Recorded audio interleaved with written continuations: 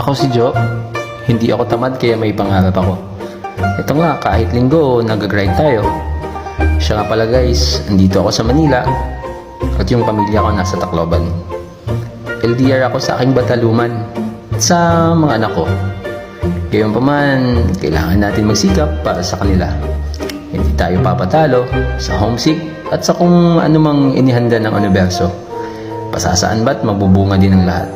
Magbubunga din yung mga pagsisikap at pagsisipag natin. Pero may mga pagkakataon talaga guys na namimiss ko talaga sila. Lalong lalo na yung bunso kong babae. Hindi ko na kasi nawi-witness yung paglaki niya. She is 4 years old guys. Madami na ding activities sa school na masaya siguro kung andun din ako. Yung dalawa ko pang anak na lalaki, lumalaki ng mga yan. Wala si daddy para makipag-banding sa kanila. Teka,